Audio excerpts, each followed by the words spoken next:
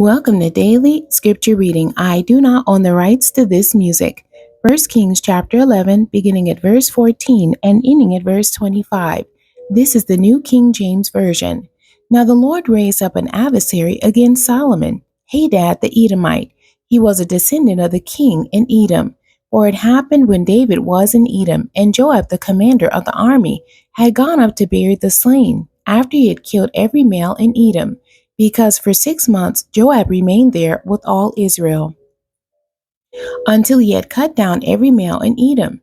That Hadad fled to go to Egypt, he and certain Edomites of his father's servants with him.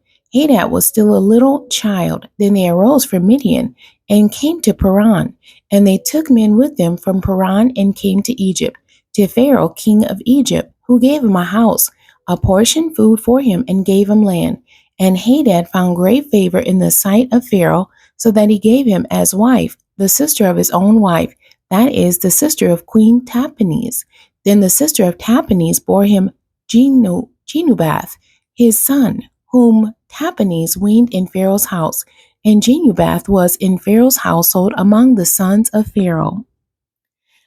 So when Hadad heard in Egypt that David rested with his fathers, and that Joab the commander of the army was dead, Hadad said to Pharaoh, "Let me depart, that I may go to my own country."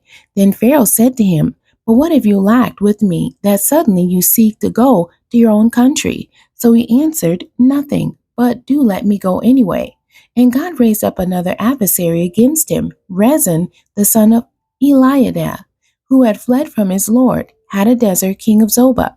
So he gathered men to him, and became captain over a band of raiders, when David killed those of Zobah. And they went to Damascus and dwelt there, and reigned in Damascus. He was an adversary of all Israel all the days of Solomon, besides the trouble that Hadad caused. And he abhorred Israel, and reigned over Syria. The end. God bless you, and thank you for joining me today.